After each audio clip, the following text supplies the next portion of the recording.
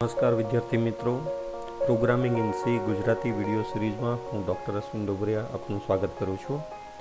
આ વિડીયોમાં આપણે સી પ્રોગ્રામિંગના એક ખૂબ જ ઇમ્પોર્ટન્ટ એવા કંટ્રોલ સ્ટ્રક્ચર એટલે કે સ્વિચ કેસ વિશે આપણે ડિસ્કસ કરીશું.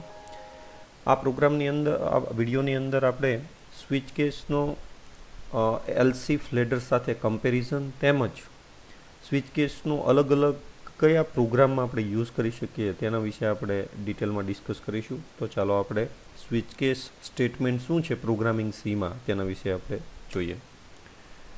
આમ જોઈએ તો સ્વિચ કેસ સ્ટેટમેન્ટ છે એક કંટ્રોલ સ્ટ્રક્ચર સ્ટેટમેન્ટ છે. કંટ્રોલ સ્ટ્રક્ચર સ્ટેટમેન્ટ આપણે પહેલાં જોઈ ગયા કે સી જે છે એ સિક્વન્શિયલ લેંગ્વેજ છે જેમાં એક્ઝિક્યુશન સ્ટેપ બાય સ્ટેપ થતું હોય છે, પણ અમુક સ્ટેટમેન્ટ એવા છે કે જે કંટ્રોલનો ફ્લો જે છે એ ચેન્જ કરે છે. જનરલી આપણે જ્યારે એક કરતાં વધારે ઓપ્શન્સ હોય અને તેમાંથી આપણે કોઈ કન્ડિશન પ્રમાણે એક ઓપ્શન્સ આપણે એક્ઝિક્યુટ કરવાનો હોય, એક પ્રોસેસ એક્ઝિક્યુટ કરવાનો હોય ત્યારે ઇફ કન્ડિશનનો યુઝ કરતા હોઈએ છીએ. આની પહેલાંના વિડીયોમાં આપણે 4 પ્રકારના ઇફ સ્ટેટમેન્ટ જોયા હતા અને તેમાંનું એક સ્ટેટમેન્ટ હતું ઇફ એલ્સ ઇફ લેડર, અથવા જેને આપણે એલ્સ ઇફ લેડર પણ કહીએ છીએ. એલ્સ ઇફ લેડર એટલે શું? તો કે ઇફ કન્ડિશન જો ટ્રુ હોય તો એક્ઝિક્યુટ કરે, ટ્રુ ન હોય તો એલ્સ પાર્ટમાં જાય, પાછું એલ્સ પાર્ટમાં નવી કન્ડિશન ચેક કરે, એટલે કે else if then condition, else again else if then condition, else if then condition. It means કે જ્યારે કોઈ કન્ડિશન ફોલ્સ થાય એની અંદર બીજી કન્ડિશન ચેક કરવી છે. તો એવા ટાઈપના સ્ટેટમેન્ટમાં આપણે ઇફ એલ્સ ઇફ સ્ટેટમેન્ટ છે યુઝ કરતા હોઈએ છીએ. તો સ્વિચ કેસનો જનરલી યુઝ તમે નેસ્ટેડ ઇફ એલ્સના રિપ્લેસમેન્ટમાં કરી શકો. પહેલો સૌથી જે યુઝ છે એ પણ બધા જ કેસમાં આપણે જેટલા ઇફ એલ્સ સ્ટેટમેન્ટ હોય એમાં બધી જ પ્રકારના ઇફ એલ્સ સ્ટેટમેન્ટ છે એ સ્વિચ કન્સ્ટ્રક્ટમાં કન્વર્ટ થતા નથી. કેવી રીતે નથી થતા તે આપણે જોઈએ. પણ સૌપ્રથમ એક કોમન સ્ટેટમેન્ટ સ્વિચ કેસના કેસમાં એવું આપણે યાદ રાખી શકીએ કે જે જગ્યાએ આપણે ઇફ એલ્સ ઇફ લેડરનો યુઝ કરતા હોય તે જગ્યાએ આપણે સ્વિચ કેસ કન્સ્ટ્રક્ટનો યુઝ છે આપણે કરી શકીએ.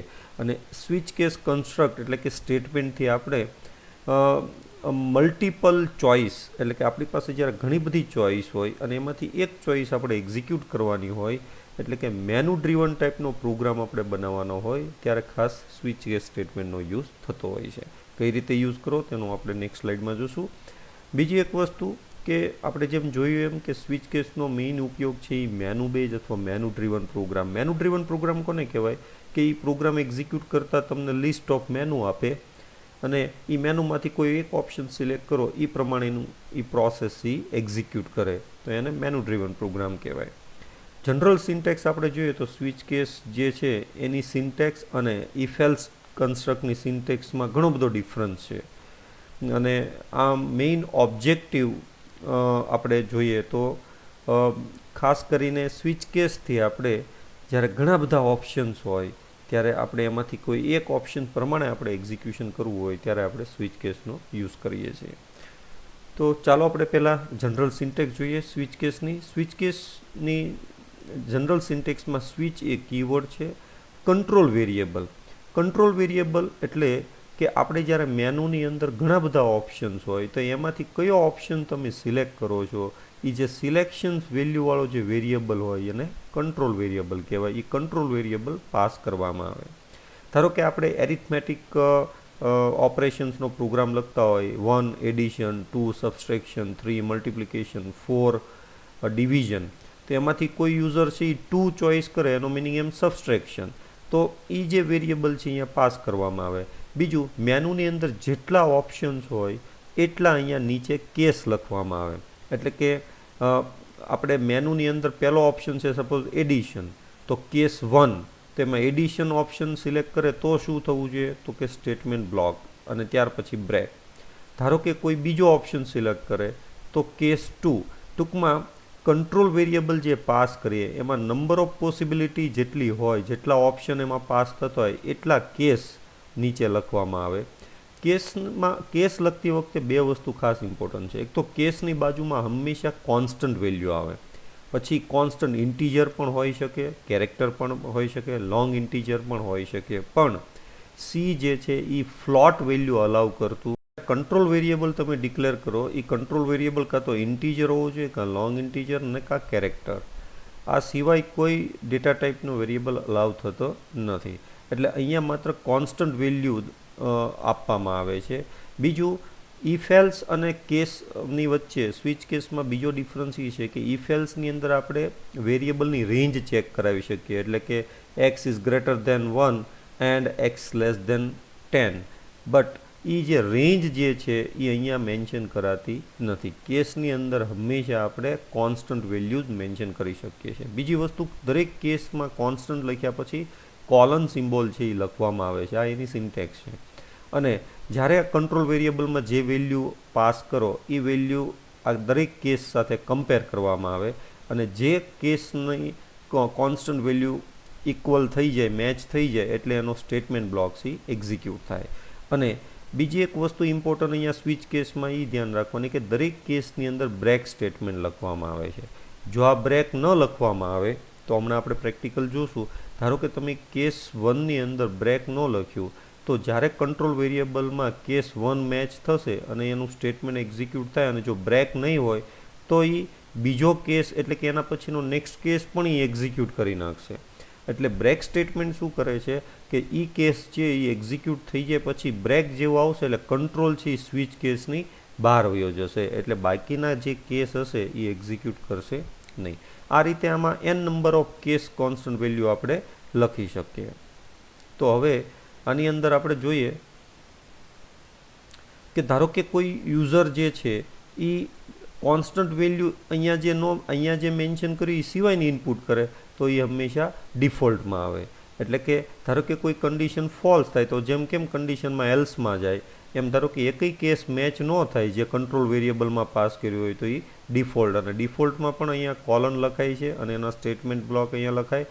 અને ડિફોલ્ટમાં અહીંયા બ્રેક જે સ્ટેટમેન્ટ છે એ ઓપ્શનલ છે. શા માટે ઓપ્શનલ છે?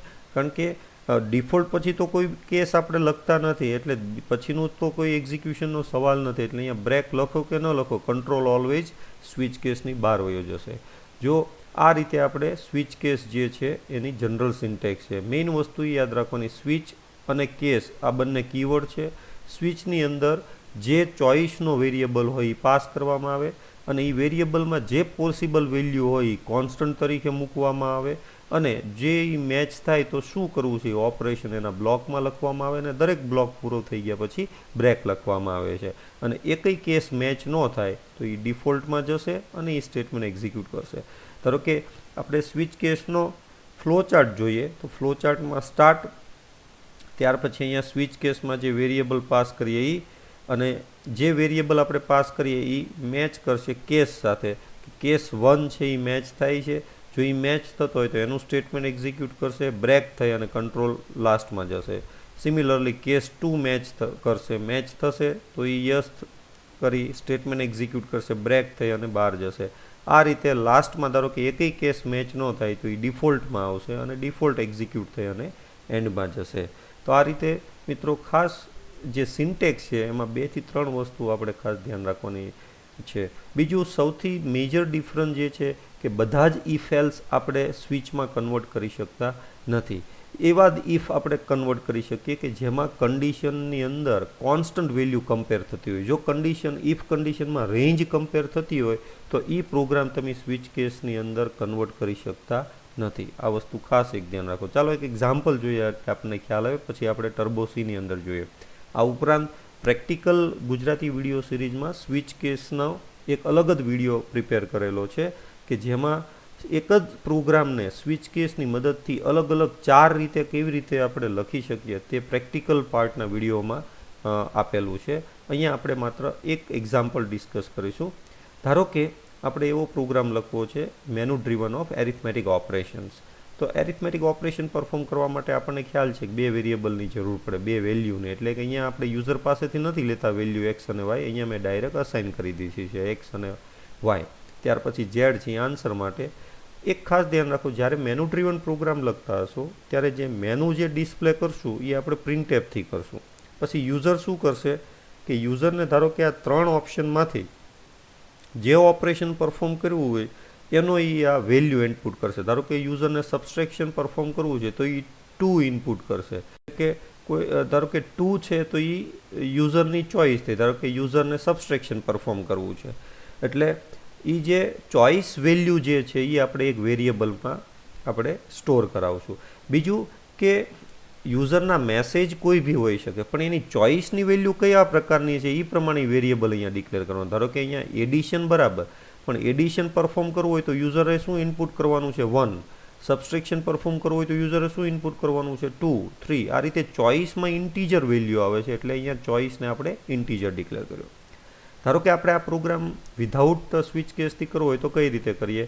તો પહેલાં વેરિયેબલ ડિક્લેર કરીએ, પછી દરેક પ્રિન્ટએફની અંદર આપણે મેનુ છે એ ડિસ્પ્લે કરશું યુઝરને કે ભાઈ આ 3 ઓપ્શન છે, તમારે કયું ઓપરેશન પરફોર્મ કરવું છે. એટલે યુઝરને એક મેસેજ આવશે એન્ટર યોર ચોઇસ.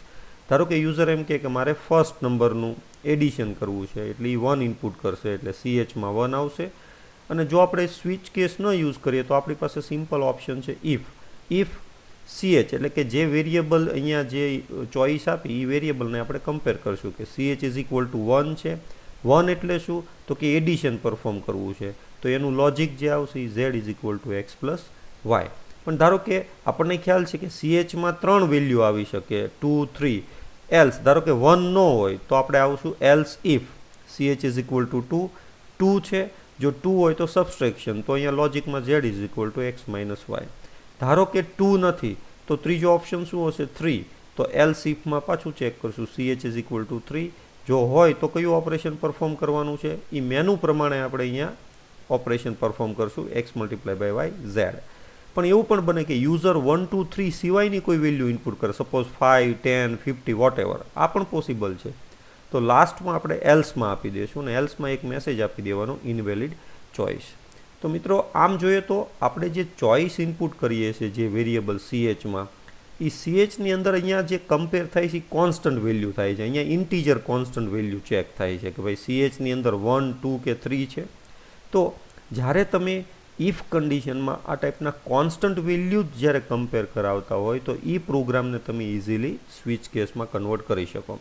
પણ ધારો કે અહીંયા કોઈક વેલ્યુમાં આપણે રેન્જ કમ્પેર કરતા હોય અથવા મલ્ટિપલ કન્ડિશન કમ્પેર કરતા હોય, ધારો કે CH greater than or equal to 1 and less than 10, તો આ પ્રકારની કન્ડિશન સ્વિચ કેસમાં લખાતી નથી. આ વસ્તુ ખાસ ધ્યાન રાખજો. સ્વિચ કેસ એવા લખી શકાય કે જેમાં કન્ડિશનમાં તમારે આવી કોન્સ્ટન્ટ વેલ્યુ જ ચેક કરવી. પછી કોન્સ્ટન્ટ વેલ્યુ નંબરે હોઈ શકે, કેરેક્ટરે હોઈ શકે અથવા સ્પેશિયલ સિમ્બોલ પણ હોઈ શકે. તો ચાલો આપણે આ સેમ પ્રોગ્રામ આપણે જે ઇફ એલ્સથી કર્યો એને આપણે સ્વિચ કેસથી કરવો હોય તો કઈ રીતે કરાય? તો બાજુમાં અહીંયા આપ્યું છે લોજિક. સેમ આપણે જેટલા વેરિયેબલ જરૂર પડે છે એ વેરિયેબલ ડિક્લેર કર્યા, મેનુ છે એ પ્રિન્ટએફથી પ્રિન્ટ કરાવશું, એક મેસેજ આપશું એન્ટર યોર ચોઇસ એટલે યુઝર આ 3માંથી એક ચોઇસ ઇનપુટ કરશે, એ CH વેરિયેબલમાં આવશે અને આ CH વેરિયેબલને કંટ્રોલ વેરિયેબલ કહેવાય કે જે ચોઇસ 1, 2, 3 ઇનપુટ કરશે એ CHમાં આવશે અને CH આપણે સ્વિચ કેસની અંદર પાસ કરતા હોઈએ. બીજું કે યુઝર છે એ 1, 2, 3 નંબર ઇનપુટ કરશે એટલે અહીંયા જે કંટ્રોલ વેરિયેબલ છે એ ઇન્ટીજર ડિક્લેર કરશું. બીજું આપણને ખ્યાલ છે કે CHની અંદર ટોટલ કેટલા ઓપ્શન્સ ઇનપુટના છે? તો આઈધર 1 ઓર 2 ઓર 3, આ 3માંથી કોઈ એક વેલ્યુ ઇનપુટ કરે. તો ધારો કે પહેલો કેસ આપણે લખીએ કેસ નંબર 1. આમ જોઈએ તો એનો મિનિંગ આવો જ થયો if CH is equal to 1, પણ અહીંયા ફરી વખત આ CH લખાતું નથી, પણ અહીંયા CH એક જ વાર પાસ કરી દેવામાં આવે સ્વિચમાં અને કેસ 1 એટલે કે પહેલી પોસિબિલિટી છે એ 1ની હોય કે ધારો કે યુઝર છે એ CHમાં 1 ઇનપુટ કરે તો કોલન, તો શું કરવાનું છે? 1 એટલે એડિશન એટલે Z is equal to X plus Y અને પછી અહીંયા બ્રેક એટલે કંટ્રોલ C સ્વિચની બહાર નીકળે. ધારો કે CHની અંદર એવું પણ પોસિબલ છે કે યુઝર 2 ઇનપુટ કરે, તો 2 ઇનપુટ કરે તો કમ્પાઇલર C પહેલાં ચેક કરશે કે કેસ આની સાથે મેચ થયો નહીં, બીજા કેસમાં ચેક કરશે કેસ 2ની વેલ્યુ 2 છે, યસ, તો એ સબસ્ટ્રેક્શન એક્ઝિક્યુટ કરશે, પાછું બ્રેક થઈ જશે. આ રીતે તમે સેમ કેસ મલ્ટિપ્લિકેશનનો પણ લખી શકો. અહીંયા સ્પેસને લીધે મેં એ લખ્યું નથી, પણ આપણે અહીંયા જોયું તે પ્રમાણે ધારો કે યુઝર 1 થી 3 સિવાયની કોઈ વેલ્યુ ચોઇસમાં ઇનપુટ કરે તો સ્વિચ કેસની અંદર કંટ્રોલ ડાયરેક્ટ છે ડિફોલ્ટમાં જશે અને ડિફોલ્ટમાં આપણને મેસેજ આપી દેશે ઇનવેલિડ ઓપ્શન. તો આ રીતે મિત્રો આમ જોઈએ તો સ્વિચ કેસ અને એલ્સ ઇફ લેડર બંને એકબીજામાં આપણે યુઝ કરી શકીએ. પણ સ્વિચ કેસની એક લિમિટેશન એ છે કે એમાં આ ટાઈપની કોન્સ્ટન્ટ વેલ્યુ જ કમ્પેર થાય, એટલે કે એક પ્રકારની વન કેસની બાજુમાં અહીંયા આપણે ખાલી કોન્સ્ટન્ટ વેલ્યુ જ આની સાથે કમ્પેર કરી શકીએ. અહીંયા રેન્જ કે એવું કોઈ એન્ડ કન્ડિશન કે ઓર કન્ડિશન આપી શકતા નથી. તો ચાલો હવે આપણે પ્રેક્ટિકલ જોઈએ. ટર્બો સીની અંદર આપણે પ્રેક્ટિકલ્સ કરવા હોય તો કઈ રીતે કરી શકીએ. અહીંયા જે એક્ઝામ્પલ લીધો છે એ એક અલગ પ્રકારનો એક્ઝામ્પલ લીધો છે કે ધારો કે યુઝર પાસેથી આપણે કોઈક નંબર ઇનપુટ કરવાનું, ડે નંબર, અને ધારો કે હું 1 ઇનપુટ કરું તો કે આપણા વારની અંદર પહેલો વાર મંડે છે, સોમવાર, તો 1 ઇનપુટ કરે તો આપણને મંડે ડિસ્પ્લે થવું જોઈએ, 2 ઇનપુટ કરે તો આપણને ટ્યુઝડે ડિસ્પ્લે થવું જોઈએ. તો આ પ્રકારનો પ્રોગ્રામ આપણે ઇફ એલ્સથી કરવો હોય તો કઈ રીતે કરીએ? તો કે યુઝર પાસેથી ઇનપુટ શું લઈશું આપણે? Day number. ધારો કે યુઝર 1 ઇનપુટ કરે, એક નંબર ઇનપુટ કરે તો આપણને આઉટપુટમાં મંડે ડિસ્પ્લે થવું જોઈએ, 2 ઇનપુટ કરે તો ટ્યુઝડે ડિસ્પ્લે થવું જોઈએ, 3 ઇનપુટ કરે તો વેનસડે ડિસ્પ્લે થવું જોઈએ. એટલે એક વેરિયેબલ આપણે ડે લીધો, પછી યુઝરને આપણે કીધું કે એન્ટર એની ડે નંબર, અને એ ડેની અંદર સ્ટોર કરી દીધો. જો આને આપણે સ્વિચ કેસ વગર એટલે કે ઇફ એલ્સથી કરવું હોય તો પહેલાં આપણે ચેક કરશું કે ડેની અંદર 1 વેલ્યુ છે. જો 1 વેલ્યુ હોય તો ડિસ્પ્લે મંડે. ધારો કે 1 ન હોય એટલે કે એલ્સિફ 2 હોય તો 2 હોય તો શું ડિસ્પ્લે કરવાનું? ટ્યુઝડે. ધારો કે 2 નથી તો એલ્સિફમાં આવશે, 3 છે તો વેનસડે આવશે, 3 નથી તો એલ્સિફમાં પાછું ચેક કરશે, 4 છે તો થર્સડે આવશે, 4 ન હોય તો 5 ચેક કરશે, ફ્રાઈડે આવશે, ધારો કે 5 ન હોય તો 6 સેટરડે આવશે. એ રીતે લાસ્ટમાં આપણે જોઈએ તો કદાચ 7 ઇનપુટ કર્યો હોય તો સન્ડે આવશે. પણ એવું પણ બને કે યુઝર આ 1 2 3 4 5 7 સિવાય સપોઝ 10 નંબર ઇનપુટ કરે તો 10 નંબરનો તો ડે જ નથી, કારણ કે અઠવાડિયાના વાર 7 જ હોય. તો આ સિવાયનો નંબર ઇનપુટ કરે તો એલ્સ પાર્ટમાં જશે અને આપણે મેસેજ આપી દઈશું કે ઇનવેલિડ નંબર. ધારો કે આ જ પ્રોગ્રામ આપણે એક્ઝિક્યુટ કરીએ ઇફ એલ્સથી તો પણ આપણને આઉટપુટ જે છે એ સેમ જ મળશે. ધારો કે હું 1 ઇનપુટ કરું તો આપણને મંડે મળશે, ધારો કે હું 7 ઇનપુટ કરું તો આપણને સન્ડે મળશે, અને આ સિવાયની ઇનપુટ વેલ્યુ કરીએ, સપોઝ 10 ઇનપુટ કરીએ તો ઇનવેલિડ ડે. પણ મિત્રો ઘણી વખત આમ જોઈએ તો તમે એલ્સિફ લેડરનું સ્ટ્રક્ચર જોશો તો થોડુંક આપણને કમ્પેરેટિવલી કોમ્પ્લેક્સ સ્ટ્રક્ચર લાગશે. હવે આપણે આ કન્ડિશનને ધારો કે હું કોમેન્ટમાં મૂકી દઉં અને આ સેમ કન્ડિશનને આપણે સ્વિચ કેસથી કરવું હોય તો સ્વિચ કેસમાં આપણને ખ્યાલ છે કે આમાં જે કમ્પેરિઝન કરવાનો છે કયો વેરિયેબલ છે? Day variable. એટલે ડે વેરિયેબલ છે એ આપણા માટે અહીંયા કંટ્રોલ વેરિયેબલ થઈ ગયો, અને ડેની વેલ્યુ છે એ આપણે સ્વિચની અંદર પાસ કરશું. ત્યાર પછી ડેની અંદર પોસિબિલિટી કઈ કઈ વેલ્યુની છે એ એઝ એ કોન્સ્ટન્ટ વેલ્યુ તરીકે મેન્શન કરવાની. એટલે કે ડેની અંદર ધારો કે 1 વેલ્યુ હોય તો કે કેસ 1 અને કોલન. જો 1 આવે એટલે કે ડેની અંદર જો યુઝર 1 ઇનપુટ કરે તો પહેલો કેસ મેચ થશે તો એ મંડે ડિસ્પ્લે કરશે. ધારો કે ડેની અંદર 2 ઇનપુટ કરે તો બીજો કેસ એટલે કે 2 છે એ કમ્પેર થશે અને ટ્યુઝડે ડિસ્પ્લે થશે અને બ્રેક આવશે. આ રીતે 3 ઇનપુટ હશે તો વેનસડે, 4 હશે તો થર્સડે, 5 હશે તો ફ્રાઈડે, 6 હશે તો સેટરડે અને 7 હશે તો સન્ડે. અને આ સિવાયનો કોઈ નંબર ઇનપુટ કરશે તો એક કઈ કેસ સાથે મેચ થશે નહીં, તો કંટ્રોલ ડાયરેક્ટ છે એ ડિફોલ્ટમાં આવશે અને ઇનવેલિડ નંબર છે એ આપી દેશે. તો ધારો કે આપણે આ પ્રોગ્રામને એક્ઝિક્યુટ કરીએ. સપોઝ હું આપું 1 તો આપણને મંડે આવશે, ત્યાર પછી ધારો કે આપીએ 5 તો આપણને ફ્રાઈડે આવશે, અને ધારો કે આ સિવાયનો કોઈ નંબર 9 આપણે ઇનપુટ કરીએ તો ઇનવેલિડ આવશે. તો આ રીતે મિત્રો આમ જોઈએ તો સ્વિચ કેસ છે એ એક પ્રકારે પ્રોગ્રામને સ્ટ્રક્ચર ફોર્મેટમાં ગોઠવે છે. એટલે ઘણી જગ્યાએ આપણે કોઈ પ્રોગ્રામની અંદર ઘણી બધી એલ્સિફ કન્ડિશન આવતી હોય તો એને આપણે એક પ્રોપર સ્ટ્રક્ચરમાં જો પ્રોગ્રામ લખવો હોય તો તેવી જગ્યાએ પણ તમે સ્વિચ કેસ યુઝ કરી શકો. હવે આપણે એક છેલ્લો પોઈન્ટ ડિસ્કસ કરીએ આની અંદર કે ધારો કે બ્રેક સ્ટેટમેન્ટ તમે ન લખો તો શું થાય? અત્યારે હું આ પ્રોગ્રામમાં જોઈએ અને હું ડેની અંદર 1 ઇનપુટ કરું તો કમ્પાઇલર શું કરશે કે ડે પહેલો કેસ છે એની વેલ્યુ 1 છે, ઇનપુટ 1 સાથે મેચ થઈ ગયું એટલે મંડે પ્રિન્ટ કરશે, અને જેવું બ્રેક હશે એટલે કંટ્રોલ બાર વયો જશે. પણ ધારો કે હું બ્રેક જે છે એને કોમેન્ટમાં મૂકી દઉં છું. આપણે ધારો કે ફર્સ્ટ અહીંયા બ્રેકને કોમેન્ટમાં મૂકી દઈએ, અને હવે ધારો કે યુઝર છે એ ડેની અંદર 1 ઇનપુટ કરે તો પહેલો કેસ મેચ થશે એટલે એ મંડે તો પ્રિન્ટ કરશે, પણ બ્રેક નહીં મળે એટલે ઓટોમેટિક એ સેકન્ડ કેસ પણ એક્ઝિક્યુટ કરશે અને ટ્યુઝડે પ્રિન્ટ કરશે, અને ત્યાર પછી બ્રેક આવતા કંટ્રોલ બાર વયો જશે. તો આવા કેસની અંદર આમ જોઈએ તો આપણે 1 ઇનપુટ કરીએ તો આપણને 2 આઉટપુટ મળશે, મંડે અને ટ્યુઝડે, કારણ કે મંડે પછી સ્વિચ કેસ બ્રેક થતું નથી. પણ ધારો કે આપણે કોઈ ટુ ઇનપુટ કરે તો આ કેસ મેચ જ નથી થતો, એટલે આમાં એક્ઝિક્યુશનનો કોઈ સવાલ છે નહીં. એવી રીતે ધારો કે આપણે બીજા જે કેસની અંદર બ્રેક છે એ મૂકી આપણે કોમેન્ટમાં મૂકી દઈએ.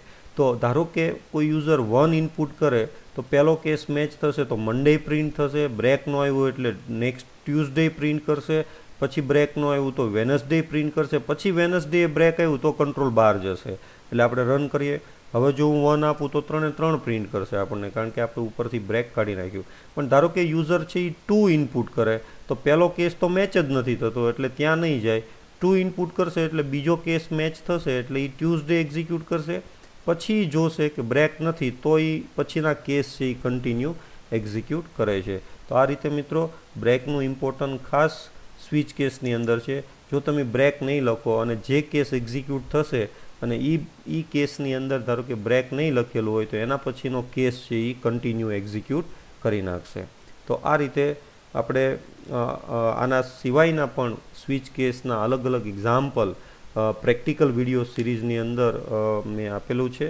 તો ખાસ એક જ એરિથમેટિક ઓપરેશનનો પ્રોગ્રામ અલગ અલગ 4 રીતે સ્વિચ કેસથી કઈ રીતે થાય તે મેં પ્રેક્ટિકલ વિડીયો સિરીઝમાં આપ્યું છે, જે આપ ખાસ પ્રેક્ટિકલ વિડીયોમાં સ્વિચ કેસના એક્ઝામ્પલનો વિડીયો ખાસ જોજો. તો મિત્રો આશા રાખું કે આપને આ વિડીયો ખૂબ પસંદ આવ્યો હશે અને સ્વિચ કેસનો જે કોન્સેપ્ટ છે એ આપને સમજાયો હશે. આ વિડીયોના ડિસ્ક્રિપ્શન પાર્ટની અંદર ગુજરાતી પ્રોગ્રામિંગ સીના જે થિયરી અને પ્રેક્ટિકલના જેટલા વિડીયો છે તેના પ્લેલિસ્ટની લિંક આપેલી છે. આ ઉપરાંત ફીડબેક અને સજેશનની પણ લિંક આપી છે.